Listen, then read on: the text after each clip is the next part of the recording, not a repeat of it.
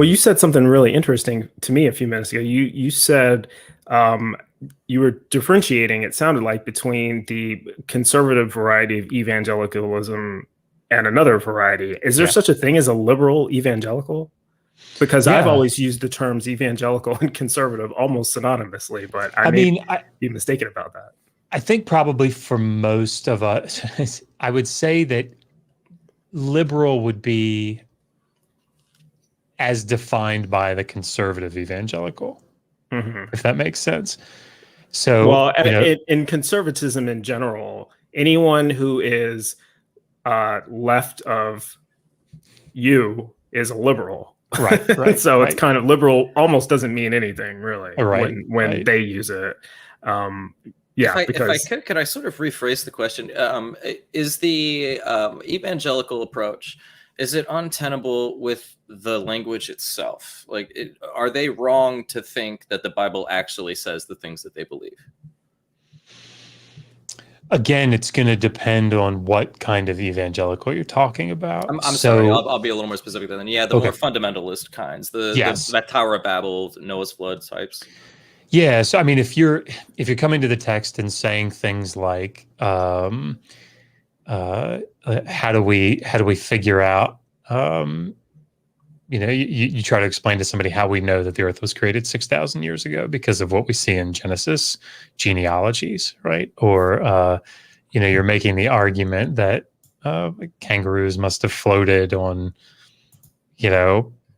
I don't know. I'm not a science guy, but because that's what in 4004 BCE, that's when the flood covered the entire planet. Like that fundamentalist style just is untenable in academia. Well, none of those things are even in the Bible, as far as I know. I mean, the 6,000 year genealogy, that was James Ussher that made that up, right? From counting generations. So is that actually biblical?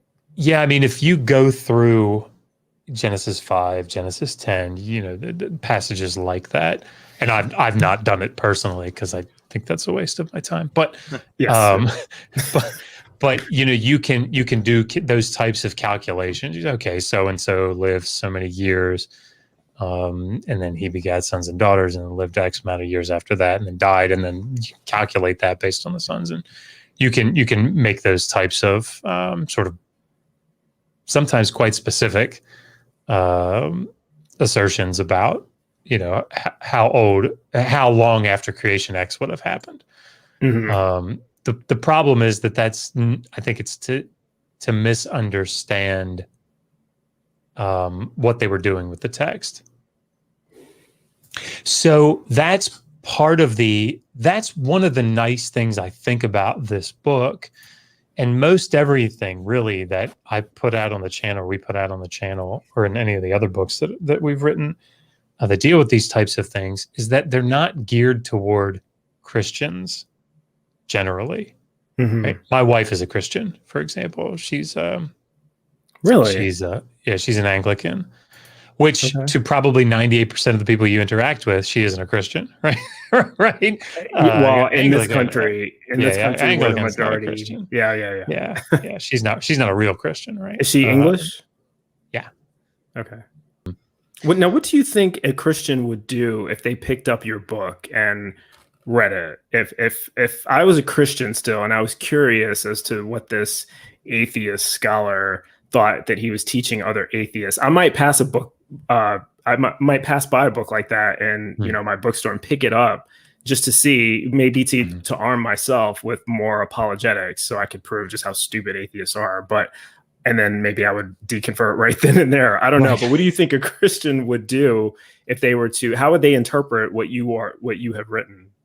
Yeah, I mean, it depends on if they're a fundamentalist Christian, they're going to disagree with everything that I say, right? If they're a more moderate or progressive Christian, they're probably going to really enjoy it. And the thing is, they would read through this book and agree with probably most everything that I say. I was working on this Ezekiel 26 prophecy against Tyre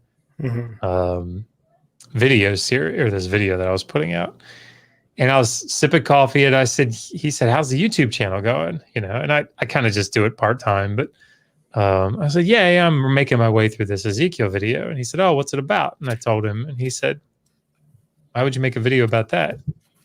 And I said, oh, you know, because Ezekiel prophesies in chapter 26 that Nebuchadnezzar would take Tyre, and then he doesn't, you know. And he said, yeah.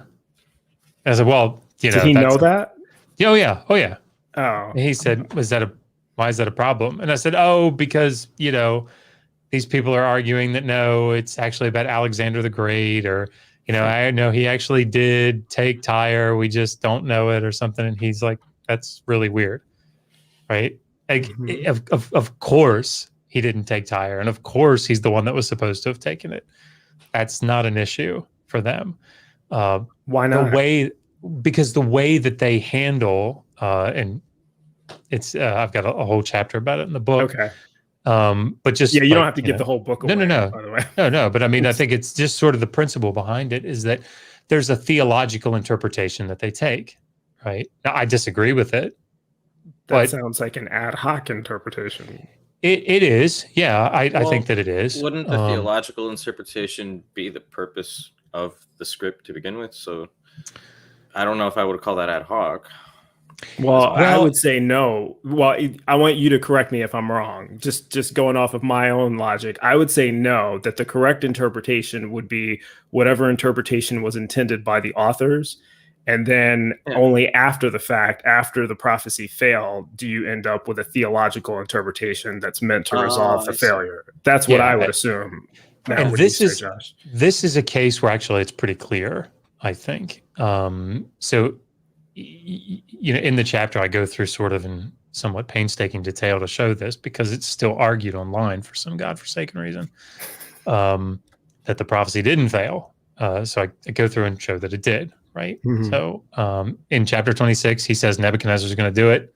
Chapter 29, 15 years later, you know, according to the text, he has another revelation, right? Another oracle.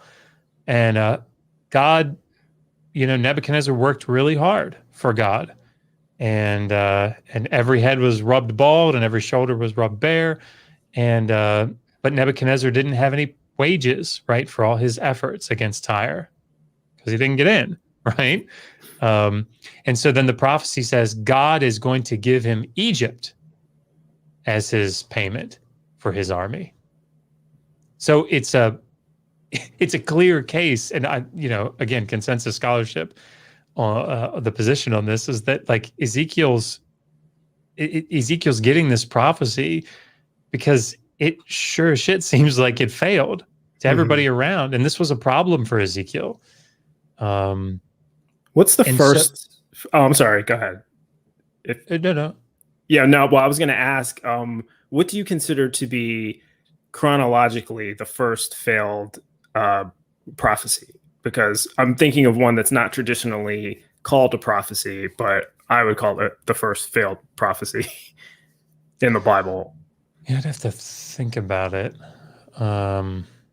If we go back to Genesis,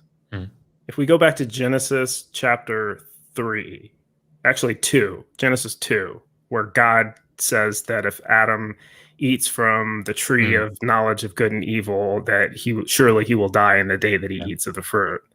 And then in chapter 3, he eats of it and then he doesn't die. Wouldn't that be a failed prophecy? Yeah, this one's tough because there's no real consensus position on what that means, and why that is the way that it is. And like, if people are interested in reading arguments about it, actually, Bruce Wells, that scholar I was referencing, is I think working on some aspect of the Garden of Eden story currently. So I'll be interested to see if he talks about it. But I mean, yeah, if that's what's going on, and I mean, there are certainly a lot of scholars that think that that's what's meant, right? He'll die, and then he doesn't die. That's problematic in the story. Well, then I think the doctrine of spiritual death which Sure. to me is an ad hoc. That's another example of they invented this idea of spiritual death to explain how Adam could be dead but still live to. Well, these are theological interpretations, right? I mean, that's what they Right. are, and that's what theology. I mean, that's what theology does. Is it, it's coming at these texts and saying, okay, wait, how do we make sense of this? I mean, we see this in the slavery discussion all the time, and this is actually something that I've added to. I have a chapter in the new book about slavery, and because I wrote a book about it before, I didn't deal with this aspect of it in the book, so I put it in the chapter. And that is this idea that often now what I get from apologists is, okay, sure, the Old Testament endorsed slavery, but it's because God was like working with the people, working with his people. He couldn't just lay down all this stuff all at once. He had to ease them into it, and he's working them through it. And so by the time you get to the New Testament, that's when he's really laying out things like Galatians 3:28. There's neither male nor female, slave nor free, Jew nor Gentile. And 1 Timothy 1:10. You've got the condemnation of the slave trade, and you've got the whole book of Philemon. Well, wait a minute. Sorry, what was that passage you said? The condemnation of the slave trade? I'm not familiar. Yeah, 1 Timothy 1:10. What is that? What is that verse? It's a long vice list, which is kind of common in that period in the first century. So is it actually condemning slavery? No. I didn't think so. No. And neither is Philemon, right? No. Philemon is not condemning slavery either. They cite that as though it is, but it's the New Testament endorses slavery just like the Old Testament does. Yeah, I don't think it's harder. I think it's less overt, and the reason that I say that, like, endorse, I guess you could use endorse. It's easier to make that case. I will say I won't use certainly condones it, but it no condones question. it. Yeah, certainly. I at a minimum condones, right? Because when I say condone, I tend to think of that's morally wrong, but I'll allow it. Right. And that's not what I think is going on. I think it's stronger than that. But I go into that in the book, in that chapter. But it's easier to make the case, or it's clearer because there are Old Testament laws that specifically deal with here's how you do slavery. Right. I don't know. Could have been Hebrew. fixed if God would have just said once, for each one of these particular rules. This is all good for now, but that's it. That's all. I mean, at that point, then I can grant all this contextual bullcrap. But I mean, it's never inferred that this is only for there and then. This is only like it's post hoc, as far as I can tell. Yeah. That only fixes their argument, but that doesn't fix the morality of what God is doing. It would still be immoral even if he did that. Yeah, and again, this is one of the things that's actually something to draw attention to. One of the things that I think people miss, and I get it, I get why it's missed in these discussions, is that this idea that I or anybody else are calling ancient people immoral people, right? That's not generally the point at all. Now, there are certain things that, I mean, Christian apologists will be the most fundamentalist ones, will be the first to say that the Neo-Assyrians did things that were horrific, and so will I, right? But there's a big distinction to be made between us looking back through our developed sense of morality and looking back at these passages that, like Deuteronomy 22, 26, 27, where it talks about if a man seizes an unbetrothed virgin and lies with her, then, he's going to pay the father, and, if the father and then marry her, right? Yeah, and has to stay with her all the days of his life. Right. We look at that, or we look at, Deuteronomy 21, the previous passage, where, hey, if you go to war against your enemies and you see among the captives a beautiful woman and you want to take her as a wife, here's what you do. There's no consent for that woman. Well, women didn't have rights. No, they were owned by their father until they were owned by their husband. Yeah, and I mean, That's pretty much it, right? own is like, I'd probably nuance it a little bit, but I mean, yes, for all intents and purposes, yes. But the point is that we would look at this today and say, well, that by definition, today's definition is rape. Mhm. That doesn't mean that they would have considered it rape, and that's a really important thing for everybody to keep in mind. Right. Because So you're talking moral. You're talking contrasting ethnocentrism with moral relativism. Exactly. And I get why that's missed. I What get about why there's for the woman in? Do we have any idea about what these supposed women that are the victims in this situation felt about? Like, was it so culturally endowed that even they were like, "Oh, okay, well now I have a husband now"? I mean, are we to presume that? Because it sounds to me like it's still obvious that this is wrong. Because I would presume that no rapist victim, rather, would want to spend the rest of their life with their rapist. They probably tolerated it. They probably didn't like it, but they tolerated it and expected it as the norm. Maybe. I suppose it would be analogous to, and I haven't thought through this analogy, so forgive me if it doesn't connect on all points. But it would be sort of like if somebody came into this house right now and killed me and took my wife and kids as plunder, right? Kidnapped them and took them away. And instead of leaving them here and killing them or burning the house down, with them inside or something like that, they would prefer option A, right, to option B, I would think. Mm-hmm. So the lesser of two evils. Yes. So the point is, I want to be clear about this. The point is that consent of the woman was not really a thing. In the same way, maybe this is better, in the same way that if you say to your kid, hey, take out the trash, their consent is not really a thing, right? We're not, hey, do you consent to taking out the trash, right? I mean, maybe it's there at some level, but it's not really, right? We're giving them an order and we have the right to do that. Even when you put this in context, it's still really cringy. Oh, yeah. I'm really surprised. So when you have this conversation with a believer, somebody that firmly believes this stuff, do they not also get that like realization cringe factor? Like, or do you have the opposite in your experience? Is it more or less like a stone wall? I'm kind of curious. I don't have this conversation. Yeah. Yeah. It's more putting up walls and saying, no, you don't understand. You're not reading that in context. And then the other way to do it, Caleb, because I remember I'm a former Christian. The other thing to do is to say times were different back then. People had a different understanding of morality. We have a closer connection to God now. We understand that these things are immoral today. They didn't. We can't judge them by our standard. And it's just all these different bullshit excuses that. And the thing is, I would say that almost everything you just said is true, right? I think that's true.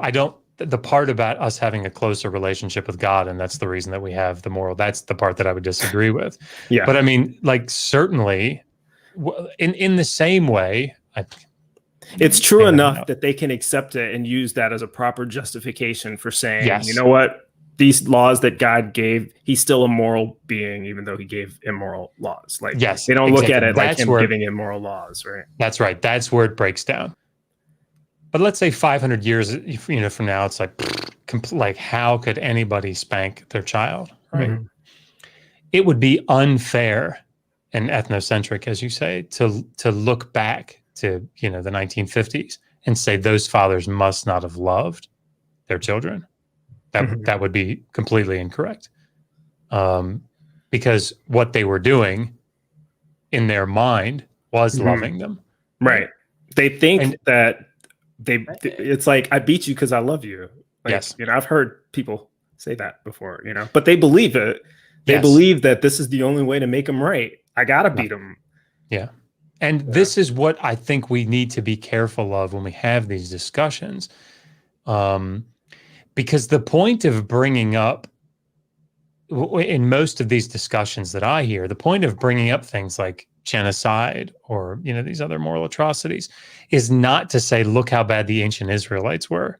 or look how bad the ancient Near Eastern cultures were. The point of bringing them up is to say, how does a loving and good God who is immutable in his character, right, who is always good, who never changes, how can he give these immoral commands? There's a contradiction, right? Right. Now that And seems intuitive to me as being the person challenging this, but it is amazing to me how many Christians interpret your challenge as an attack on the people, because yes. it shouldn't be surprising, because their defense, the apologetics defense to this is, well, the people were different and it was a certain time and a certain culture, and that's the way they were, and God had to work with them. But we're not talking about the people. We're talking about God. They're so quick. I mean, like, to condemn the Canaanites.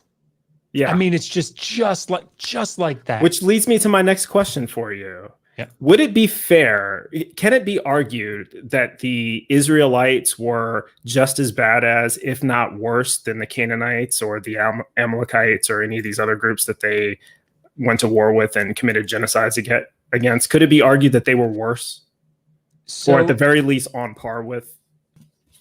So the question that we have to ask is, and we have to set this out clearly in the beginning, because it won't be clear in most of these discussions, is, are we talking about the narrative, or are we talking about what happened actually historically? Well, that's a good point. So if we're talking about the narrative, then we have to stay with the narrative. And if you stay with the narrative, well, the Amalekites are the worst people in the world, right? Or the Canaanites are the worst people in the world. So if we're staying with the narrative, no. I mean, they're horrible. I guess my problem with that is, yes, that's what the narrative says. That's what they wrote, but the narrative is biased because it was written by the Hebrews. So of course they're going to write that. But the things it describes, what they do, they don't describe it as horrible, but it clearly is. They wipe out the children, the infants, the animals. To me, that's worse than the Amalekites or the Canaanites sacrificing a child every now and then. Like, the solution to that is not to go in and kill every child. How does that make you better? Yeah, no, I agree. And a good example of this, actually, and you can see it in any number of commentaries, at least earlier commentaries, is 2 Kings 2. And I'm sure you guys are familiar with the story of the 2 she-bears that Elisha calls out on the 42 kids. In case you're not familiar, Caleb, pray to God. If kids ever called you Baldy, like, you still have your hair, but if you ever lose your hair and some kids are making fun of you and calling you Baldy, just pray to God and God will send bears to maul them to death. I don't want to make myself sound like I'm totally ignorant of the Bible. I know the stories. I just don't know the historicity of it. I don't really know the different versions of how to interpret this through context. I just know what I've read. Well, hey, you know what you should get? You should get this new book that just came out. Yeah, let's pull that up again. What is that book again? The Atheist. Yeah, there it is. We have a graphic of it as well. Oh, that's right. Yeah, I see it. There it is. Yep. Nope. Do it again. There it is.